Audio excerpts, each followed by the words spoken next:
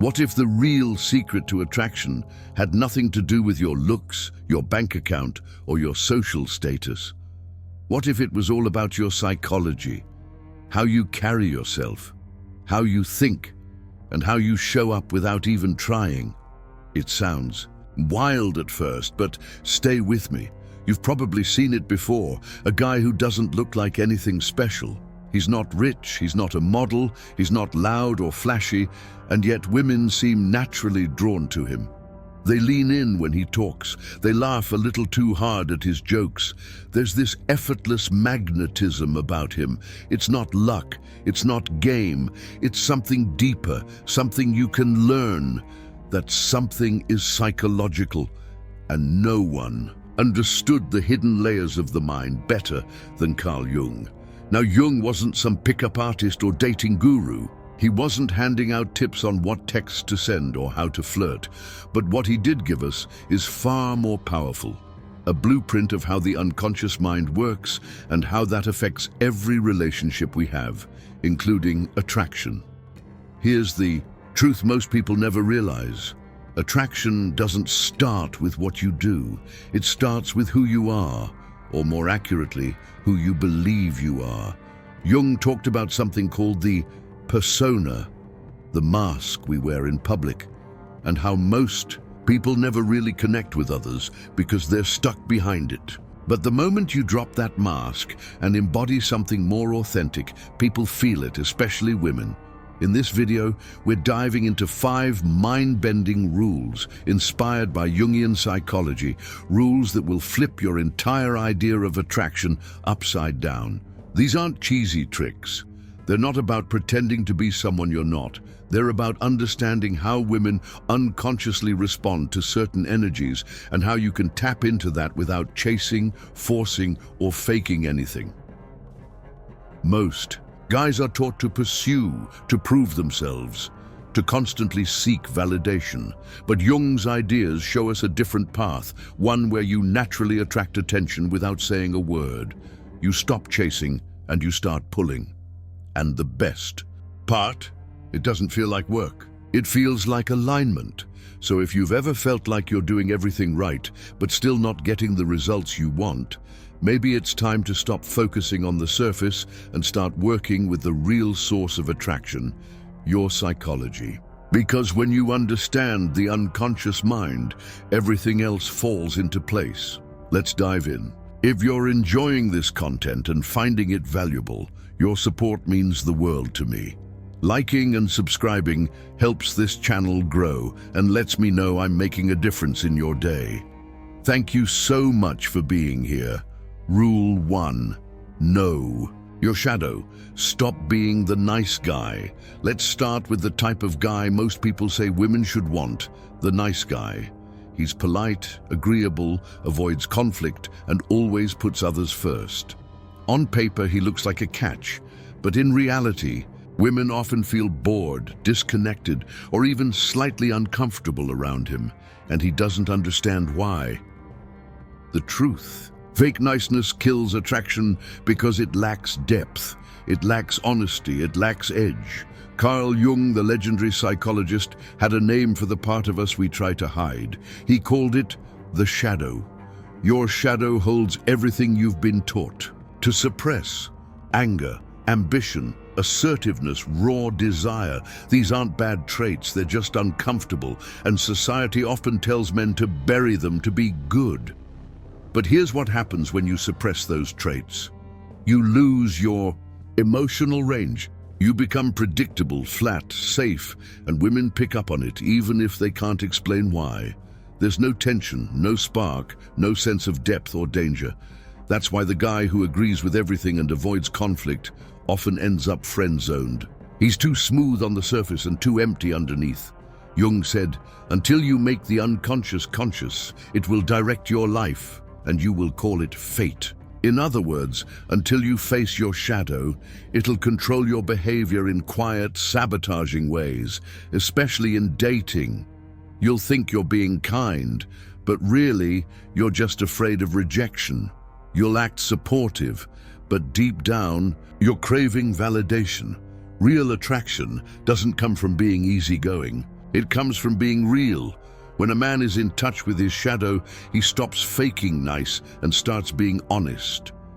That doesn't mean being rude. It means being grounded, able to say what you think, able to disagree, able to lead. Women are drawn to that energy, even if they can't explain why. Here's a real-world example. Imagine texting a woman and she says something you don't agree with. The nice guy avoids conflict and just agrees, hoping to keep her interested. But the man who's integrated his shadow responds with calm confidence. Interesting take, but I see it differently. That tiny moment of contrast creates a spark. It shows strength and it makes her feel something. Shadow work is simply this. Stop hiding the parts of yourself you were told to be ashamed of. Start owning your full emotional range. Say what you mean. Set boundaries. Be okay with her not liking everything about you. Because oddly enough, that's what makes you magnetic.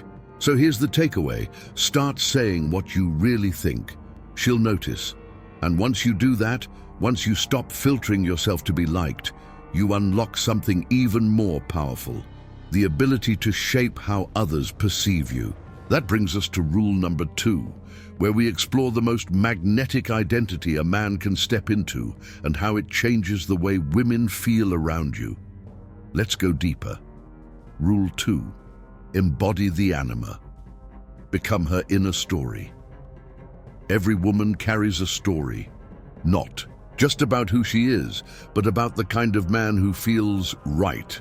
Not just logically, but emotionally, even mythically. It's the kind of story that started forming in her mind long before her first real relationship, influenced by novels, childhood dreams, songs that made her feel something, and characters from movies she secretly watched over and over again. Carl Jung called this internal figure the animus, a woman's unconscious image of the ideal man. She doesn't choose it. It forms organically over time, and whether she realizes it or not, she's constantly measuring men against that inner blueprint. When a man even vaguely fits that image, something clicks. It feels less like attraction and more like fate, like meeting someone she already knew in another life. But here's the key.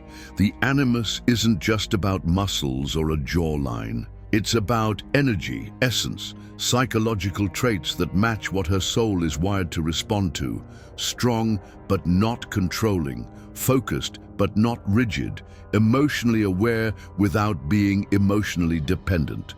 He's not the guy chasing her. He's the guy who reminds her of the man she's been imagining all along. That's why some men seem to just click with women without saying much. They don't chase, they don't convince, they don't perform. They reflect back what she already feels drawn to, like puzzle pieces that were already shaped to fit. And here's the powerful part. You don't have to guess who her animus is. You just have to embody traits that countless inner stories already contain. Think about it.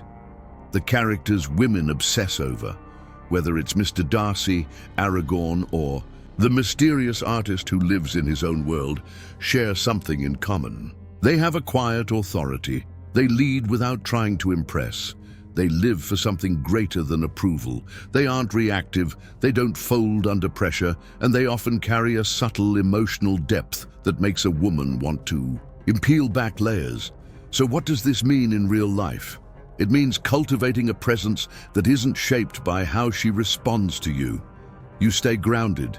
If she tests you, flirts, or pulls back, you stay centered. You're not there to win her over. You're there to express who you already are.